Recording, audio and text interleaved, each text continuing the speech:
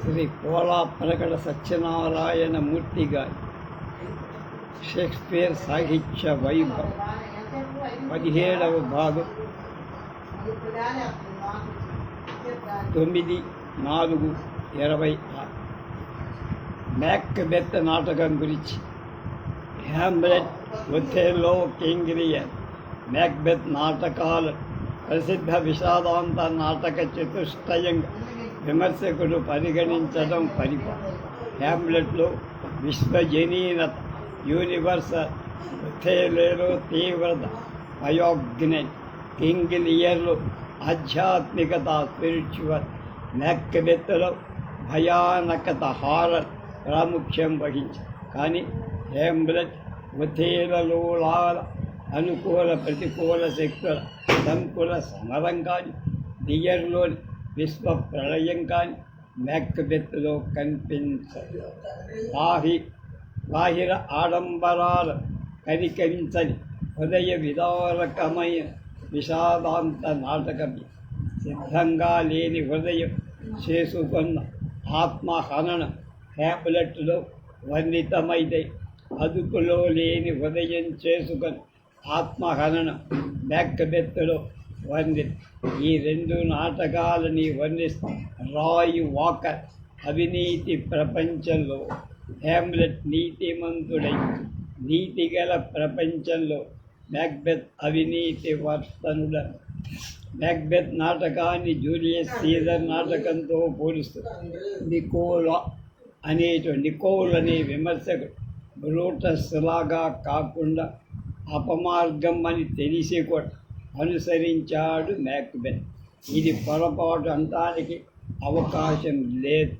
Macduff మాల్కామ్ దృశ్యం cashews Brutus దృశ్యాన్ని తలపిస్తుంది అన్నారు. మాలిన్ షెడ్ కథని అనుసరించి చక్కని కవితా ప్రవాహంగా మ్యాక్బెత్ నాటకాన్ని మలచడం కోసం తన సహజమైన పరశువేది పద్ధతి షేక్స్పియర్ అనుసరించి మూలంలో మ్యాక్బెత్ పాపంలో బ్యాంకో భాగస్వామి. కానీ షేక్స్పియర్ ఈ నాటకాన్ని వ్రాసే నాటి ఇంగ్లాండ్ రాజు జేమ్స్ I అతడు బ్యాంకో సంతతి. అందువల్ల అతన్ని నొప్పించకుండా ఉండటానికేమో బ్యాంకోని నేరస్తుని చెయ్యకూడదు షేక్స్పియర్ జాగ్రత్త పడు. మూలంలో మ్యాక్బెత్ భార్యకి తాను రాణి కావాలని దురాశ ఏర్పడి అకృత్యాన్ని భర్తను ప్రోత్సహించి, కానీ షేక్స్పియర్ ఆమెను భర్త శ్రేయస్సుని ఔన్నత్యాన్ని కోరే మగనారిగా సృష్టించి, ఆమెకు వ్యక్తిగతమైన దురాశ ఏం లేనట్టుగా వర్ణించారు. ఆమె ఏం చేసినా భర్త కోసం. ఈ నాటకంలో మ్యాక్బెత్ దంపతులు పడిన మానసిక క్షోభం అది మ్యాక్బెత్ భార్య సంక్షోభం మరింత స్థూల దృష్టికి ఈ నాటకంలోని కథ నేరము శిక్షగా కనిపించిన అంతకంటే పదునైంది, హృదయ విదారకమైంది అని సూక్ష్మ దృష్టికి అర్థం అవుతుంది. మ్యాక్బెత్ హృదయమే ఈ విషాద నాటక రంగస్థ. సోదరీత్రయమైన మంత్రగత్తె భార్య ప్రోత్సాహం, యువరాజుగా మాల్కాన్ సింహాసన రూఢుడు అవటం ఇవన్నీ పైకి కనిపించే కారణాలు. కానీ ఈ కారణాలు ఏవీ లేకపోయినా మ్యాక్బెత్ తన ప్రభువైన డంకన్ని చంపి ఉండేవాడు. తక్కిన క్రూర కృత్యాలను చేసి ఉండేవాడు. అతనిలో దురాశ అనేది మొదటి నుంచే దాక్కొనివాడు. దానికి మంత్రకత్తె భార్య ప్రోత్సహించి ప్రబోధి చేసి, అంటే తనని నమ్మి తన ఇంటికి వచ్చిన డంకన్ని చంపడంతో అని మ్యాక్బెత్కి తెలిసి కూడా రాజ్యం మీద వ్యామోహంతో ఒక పాపం మరో పాపాన్ని, ఒక హత్య మరొక హత్యకి దారి తుదకు నేరాల సుడిగుండల్లో పడి మునిగిపోయి, లోపల ఉన్న ప్రలోభం, బయట ఉన్న పరిస్థితుల ప్రభావం ఈ రెంటి వలన నేరస్తుడైన మ్యాక్బెత్ మానవులకందరికీ అది ఆది నుంచి అంతం దాకా నాటకంలో మ్యాక్బెత్ రెండు లోకాల మధ్య ఊగిసలాడే డాక్టర్ చెకిల్ లాగా అతనిలో మానవుడు ఒక ప్రక్క ప్రవర్తిస్తే మిస్టర్ హైడ్ లాగా అతనిలోని దురాశాపరుడైన దానవు మరొక ప్రక్క ప్రవర్తి. ఆ మానవత్వమైన స్వచ్ఛమైన మానవత్వం తన నేరం తెలిసిపోతుందోమోయని భయానికి వేసుకున్న ముసుగు మ్యాక్బెత్ నేరానికి, తద్వారా అతని పతనానికి మూల కారణమై అతను చేసే పనులన్నిటి వెనక సూత్రధారిణి అయి మెలగిన అతని భార్య అతని కంటే మానవత్వం ఆమె ఎంతటి సున్నిత హృదయమో. had he not resembled my father as he slept, I had done it అని రెండవ అంకం రెండవ దృశ్యంలో ఆమె అన్న మాటల్ని బట్టి అంతేగా జరిగిన నేరాన్ని ఎలాగైనా కప్పిపుచ్చి తర్వాత హత్య చేస్తూ వచ్చిన మ్యాక్బెత్ కంటే జరిగిన నేరాన్ని తలచుకొని మనస్సు వికలం చేసుకొని నిద్రలో కూడా నడిచే స్థితికి సున్నిత మనస్కురాలైపోయింది భార్య. నేను ఈ నేరాన్ని చెయ్యనని ఖచ్చితంగా మ్యాక్బెత్ అని ఉంటే ఆమె తప్పకుండా సరైన అంగీకరించి ఉంటుంది. ఈ నేరాన్ని కొద్ది నీళ్లు కడిగేస్తాయి అని భర్తకి ధైర్యం చెప్పిన వ్యక్తి చివరకు తన చేతికి ఉన్న రక్తాన్ని కడిగివేయడం దుర్ఘటమని కలతలు. All the perfumes of Arabia will not sweeten this little hand అని పాపం బాధపడు. డంకన్ని చంపిన తరువాత అసలు ఆ దంపతులకు నిద్ర లేదు. వారు నిద్రను హత్య చేశారు. ఉరుములు మెరుపులతో ఆరంభమైన నాటకం గ్రేస్ ఆఫ్ గ్రేస్ అనే మాటలతో సమాప్తం కావటం క్రమక్రమంగా నాటకం ఎటువంటి ఆధ్యాత్మిక ఔన్నత్యం వైపు సాగిందో గ్రహించగా సింహాసనాన్ని ఆక్రమించాలనే దురాశతో మ్యాక్బెత్ తన అతిథి అయిన డంకన్ రాజును హత్య చేసి తన పదవి స్థిరం చేసుకోవడం, మరికొన్ని హత్యలు చేసి చివర తనని ఒక ఎలుగుగొడ్డులాగా కొయ్యకు కట్టి బాదుతున్నారని వాపోయి ఆఖరికి దుర్మరణం పాలు కావడం ఈ నాటకంలోని కథ. యాంటోనీ అండ్ క్లియోపాట్రా అంటాం కదా. ఏ వీరలోకమైన రోమ్కి ప్రేమ ప్రపంచమై అలెగ్జాండ్రియాకి మధ్య శౌర్య గౌరవాలకు, ఇంద్రియ సంపద సుఖానందాల మధ్య రాజకీయ జీవితం వరకు వ్యక్తి జీవితానికి మధ్య నలిగిన ప్రేమైక జీవుడు యాంటోనీ క్లియోపాట్రా. ఈ నాటకం రాణి సైకోతో ప్రేమైక మూర్తి, రాణి స్వైరిల్ ప్రేమైక మూర్తి, మువ్వన్నె జాన జీవితాన్ని కమ్మని కవితా స్రవంతిగా గడపాలని కలలుగనే స్వప్నసు. క్లియోపాట్రా యొక్క ప్రేమైక ఇతివృత్తమి చురుకైన అందగాడు యువకుడు ప్రేమికుడు అయిన హ్యామ్లెట్ తీవ్ర ఆలోచన పరుడుగా గంభీరుడుగా ఎలా మారాడు. అలాగే జూలియస్ సీజర్ నాటకం గంభీరమూర్తిగా యోధాగ్రేసరుడుగా దక్షుడుగా కనిపించిన యాంటోనీ మోహావేశపరుడుగా విరహాన్ని భరించలే ప్రేమికుడిగా మారిపోవడాన్ని ఈ యాంటోనీ అండ్ క్లియోపాట్రా నాటకంలో చూస్తాం. షేక్స్పియర్ రాసిన 3 ప్రేమైక విషాదాంత నాటకాలు, ఒకటి అయిన రోమియో జూలియట్లో కుటుంబాల మధ్య వైషమ్యాలు, రెండవదైన ఒథెల్లోలో విభిన్న ప్రకృతుల ప్రేమికుల కలయిక ఆ నాటకాలను విషాదం వైపుకు నడిపించి, మూడవదైన ఈ నాటకం వ్యక్తి జీవితానికి రాజకీయ జీవితానికి పొత్తు కుదరక విషాద ఛాయ వ్యాపించి నాటకాన్ని విషాదాంతంగా మార్చి ఇందులో నాయిక అయిన క్లియోపాట్రా విద్యుల్లతలాగా కళ్ళకు మిరుమిట్లు కొలుపుదు విభ్రమాశ్చర్యాలు కలిగిస్తూ ఉంటారు. నాయకుడైన యాంటోనీ విభిన్నమైన ప్రవర్తనలకు అర్థం కాని ఒక సమస్యగా కనిపిస్తారు. మార్త్ అనువదించిన ప్లుటార్క్ విరచిత యాంటోనీ జీవితం లైఫ్ ఆఫ్ యాంటోనీ. దీని ఆధారంతో శామ్యూల్ డేనియల్ రాసిన క్లియోపాట్రాని, ఎప్పియన్స్ రాసిన రోమన్ యుద్ధాల చరిత్ర, the history of Roman wars, ఈ 3 గ్రంథాలు యాంటోనీ అండ్ క్లియోపాట్రా అనే నాటకం రాయడానికి షేక్స్పియర్కు ఉపయోగపడ్డాయి. ఈ 3 గ్రంథాలలోని భావాలు, సంఘటనలు ఎన్నో షేక్స్పియర్ రాసిన ఈ నాటకంలో మనకు కనపడతాయి.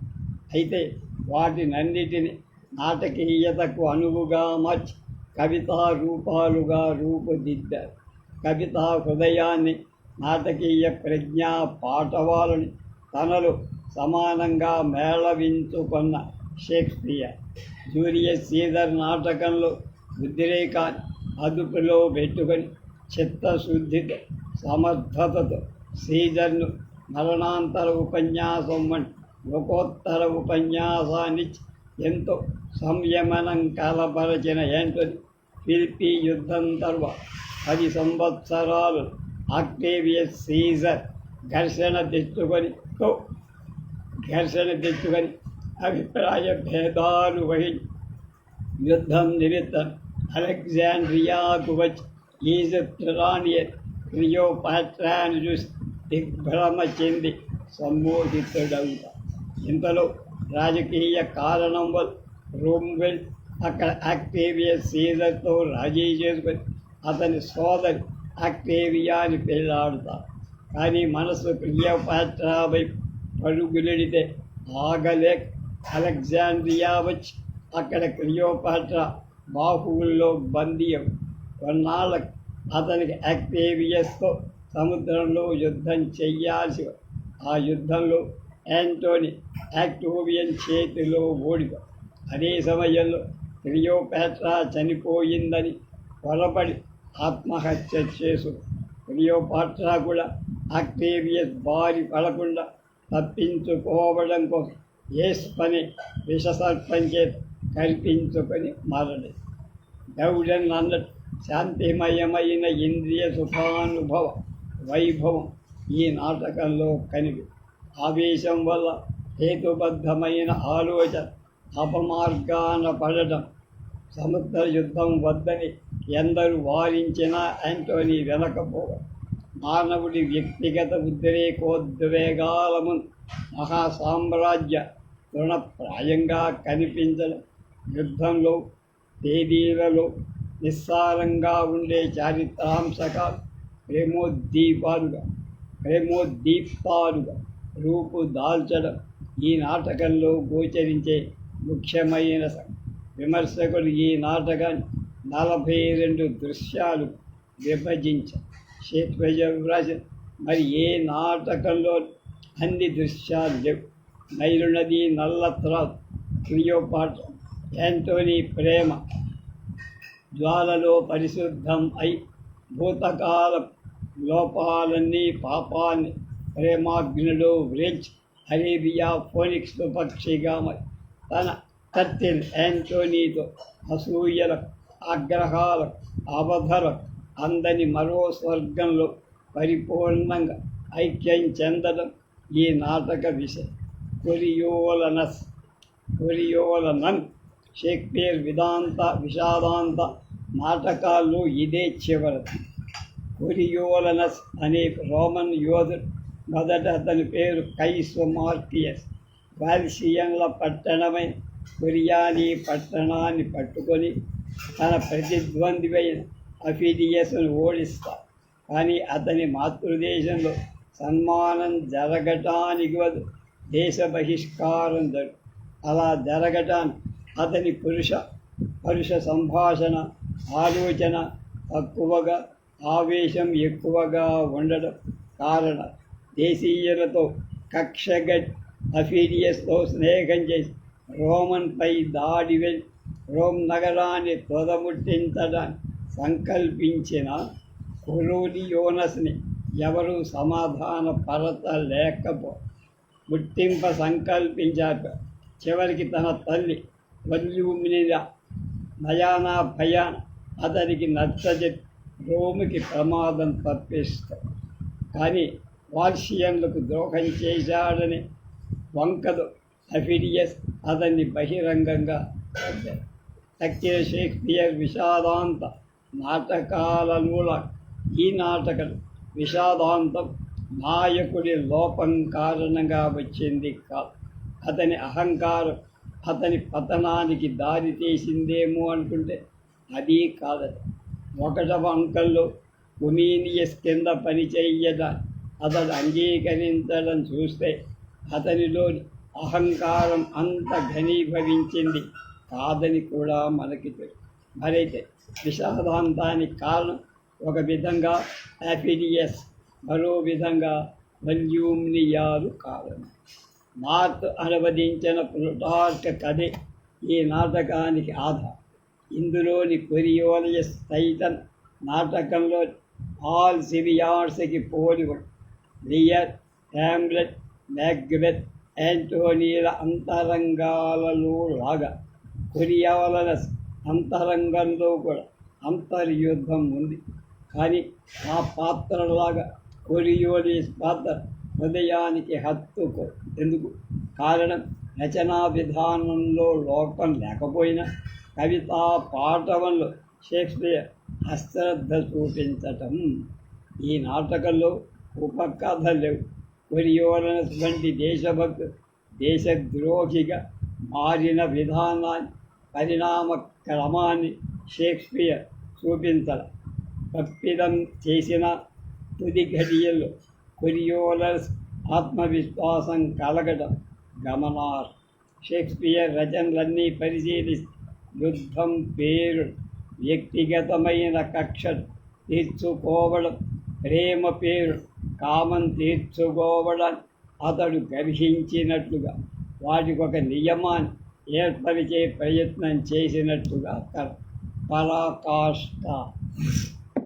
ప్రపంచంలోని కష్ట సుఖాన్ని, మంచి చెడ్డల్ని, చీకటి వెలుగుల్ని చూసి యవనోద్రేకంత మానసిక సంక్షోభం, అంతరంగంలో తపన పెరగడం, తర్వాత జీవిత అనుభవం గడించి విజ్ఞానం అధికం కావడం, ఆ సంక్షోభం అంతరంగంలో తపన కూడా తగ్గి కలకబారిన హృదయం తేటపడడం సర్వసామాన్యం.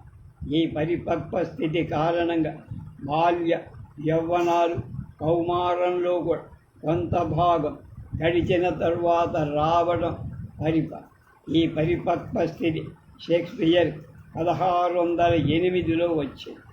వ్యక్తిగా, నాటకకర్తగా అతనిలో ప్రయోజనకరమై భావ విప్లవం వచ్చి హృదయము, మేధ రెండు పరిపక్వ స్థితికి చేరి అంతవరకు వ్రాసిన నాటకాలు ఏ ఒక్క దానితో పోలికలు లేని వినూత్న మార్గ విరచితాలైన నాటకాన్ని ఈ ప్రాంతంలో ఆయన రాశారు. 1608 నుంచి 1613 5 వరకు గల ఈ కాలంలో షేక్స్పియర్ నాటక రచన జీవితంలో చివరి దశ.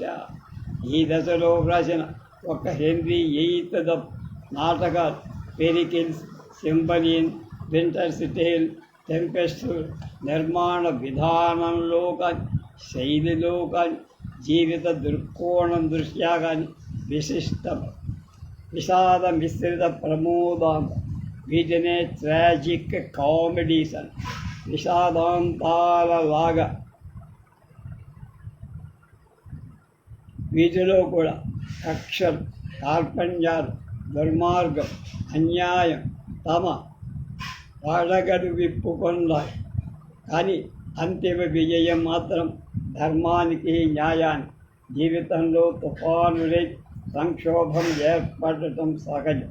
కానీ విషాదం నిండి ఆ జీవిత భాగమే. కానీ ఆ భాగమే అంటే 1/4. కానీ నాట్ ద హోల్,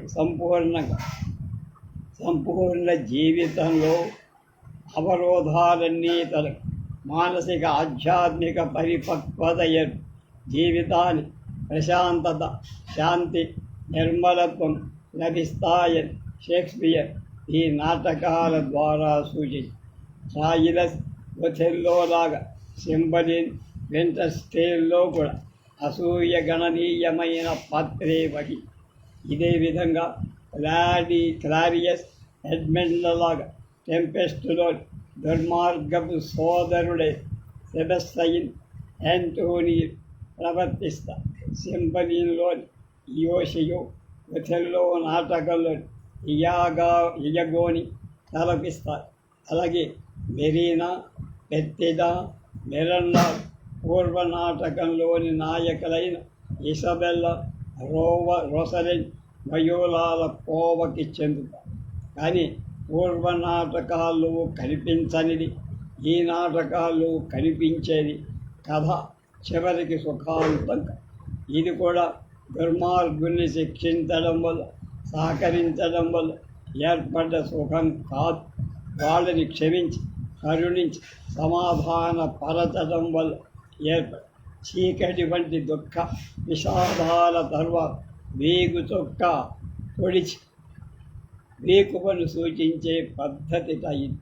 నాటకం జీవితం ప్రతిబింబం అని తాను హ్యామ్లెట్ ద్వారా నిరూపించిన సత్యాన్ని మేకబెత్ నాటకం చివర మాల్కాండ్ ద్వారా చెంపించిన దయామయుని దయతో గ్రేస్ ఆఫ్ గ్రేస్ మేళవించి షేక్స్పియర్ ఈ విషాద మిశ్రిత ప్రమోదాంతాలు రాశాడా అనిపిస్తుంది. లియర్, కార్డీలియాలు తలుసుకొని దుఃఖంగా జీవిస్తే ఎలా ఉంటుంది, అలాగే ఈ నాటకాలన్నీ అలా ఉంటాయి. ఈ ఉద్రేకాలకి, ఆవేశాలు లొంగిపోకుండా వాటిని తన స్వాధీనంలోకి తెచ్చుకోవడం మానవుడి విద్య. మనిషి పరిస్థితులకు బానిసయ్యి ఉండటం కంటే జీవిత సంగ్రామాలు వీర విజయాన్ని సాధించడం లెస్స. కనుక కక్షలని, కార్పణ్యాలని మరిచి క్షమించి సమాధాన పడడం, నిరాశావాదాన్ని విడిచి ఆశావాదాన్ని, చీకటి బదలి వెలుగును సమాశ్లేషం చెయ్యడం ఉత్తమమని షేక్స్పియర్ ఈ నాటకాల ద్వారా సూచించి ఆయనలో ఈ మార్పు రావటానికి ఏమిటి కారణం అని ప్రశ్నించుకున్నారు. హృదయం నుండి మేధ పరిపక్వమై ఆధ్యాత్మిక భావన తేజోమయం కావడమే ఇందుకు కారణమని దౌడెన్ అని ఆయన అప్పటి వరకు అనుసరించిన విధానాలు విసుగెత్తి భావనా బలం, స్వయం వ్యక్తీకరణ శక్తి తగ్గిపోయి కళకి, ఛందస్సుకి స్వేచ్ఛ కావాలని ఆశించడమే ఈ మార్పుకి కారణమని స్టాచీ అంటారు. స్టాచీ ఊహ తప్పని థిరియార్డ్ అన్నారు. మత సంబంధమైన సంస్కారం షేక్స్పియర్కి లభించడమే ఆయన రచనలో ఈ మార్పు రావడానికి కారణమై ఉంటుందని రిచర్డ్ డేవిస్, ఈకే ఛాంబర్స్ అనేవాడు వాదిస్తే అవి ఏం కారణాలు కావు. తాండవం తర్వాత లాస్యన్ల, శివతాండవం తర్వాత శివ పార్వతి చేసే లాస్యన్లాగా, ప్యారడైజ్ లాస్ట్ తర్వాత ప్యారడైజ్ రిగైన్డ్ మిల్టన్ లాగా ఈ మార్పు వస్తుంది. ఇది సహజం అని కెఎస్ శ్రీనివాస అయ్యంగార్ అన్నారు. కానీ సమకాలీన ప్రేక్షకుల అభిరుచుల్లో వచ్చిన మార్పుల కారణంగా షేక్స్పియర్ రచనల్లో ఈ మార్పు వచ్చి ఉండాలి. ఏమంటే మిడిల్టన్, టక్కర్ 1610కి సంబంధించి tragic passion and such grave stuff is this day out of fashion అన్నాడు. అంతేకాదు జేమ్స్ వన్ కాలం నాటి మాస్క్ వంటి నూతన రూప ప్రక్రియ రెండింటికో సమాధరణ లభించడం మొదలై బ్లాక్ ఫ్రైయర్స్ వంటి ప్రత్యేక నాటక రంగాలు ప్రాముఖ్యత వహించడంలో, వాటికి అనువైన విధానంలో ప్రదర్శించడానికి వీలుగా రచనా పద్ధతి షేక్స్పియర్ మార్చుకోవాల్సి లోక వృత్తాంతాన్ని బాగా ఆకలింప చేసుకోగలిగి పరిస్థితుల అనువుగా తన రచనా విధానాన్ని సర్దుబాటు చేసుకోగల నేర్పరితనం ఉన్నవాడు శక్తి. అందువల్ల మారిన అభిరుచులకు అనుగుణం తన మార్గం కూడా మార్చుకొని ఉంటాడు. లేదా సహజంగా పరాకాష్ఠ చెందిన అతని హృదయంలో కొత్త అభిప్రాయ, కొత్త జీవిత ఆదర్శాలు మొలకెత్తి ఉంటాయి. ఏమైనా విషాద ఛాయలు ఉన్న విషాదాంతాలు కాని అభిజ్ఞాన శాకుంతల, రామాయణ, మహాభారత ఇతిహాసాల విషాద మిశ్రిత ప్రమోదాంత నాటకాలని, ట్రాజిక్ కామెడీస్ తన ఈ చరమ దశలో రాశారు అని సెంబలిన్, టెంపెస్ట్, వింటర్స్ టేల్ అనే అవి ఇవి కాక ఈ దశలో పెరికిల్స్ అనే భావోన్నత స్వేచ్ఛా నాటకాన్ని, రొమాంటిక్ డ్రామాని, హెన్రీ ఎయిత్ అనే చారిత్రక నాటకాన్ని కూడా షేక్స్పియర్. ఈ నాటకాలు రచగా షేక్స్పియర్ తన నాటక రచనా జీవితాన్ని భరతవాక్యం పాడి లండన్ వదిలి తన జన్మస్థలమైన స్టాట్ఫర్డ్ అనే అవోన్ బీచ్ అక్కడ తన శేష జీవితం గడి.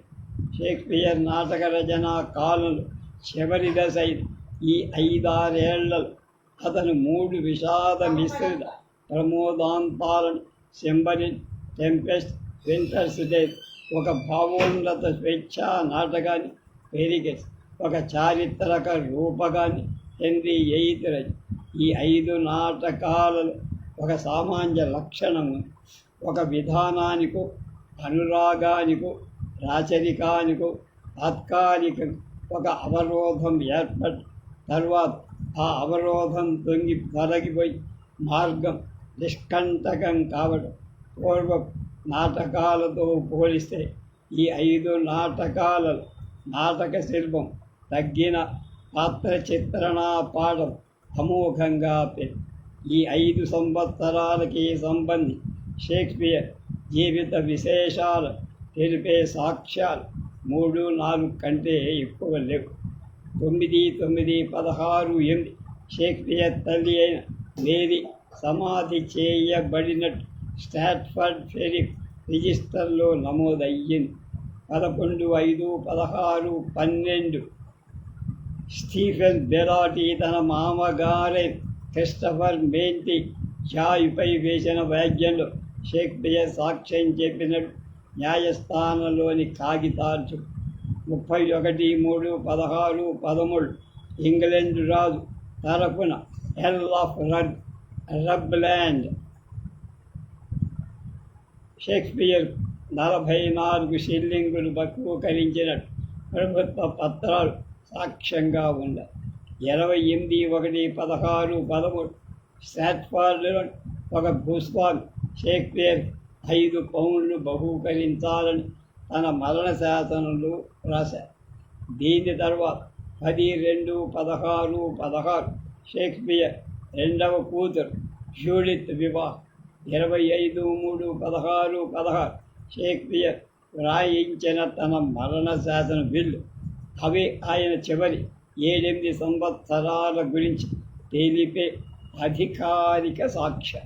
16-8కి పూర్వం షేక్స్పియర్ గురించి తెలిపే సాక్ష్యాల వివరాలు గత ప్రకటనలో మనం చెప్పుకున్నాం.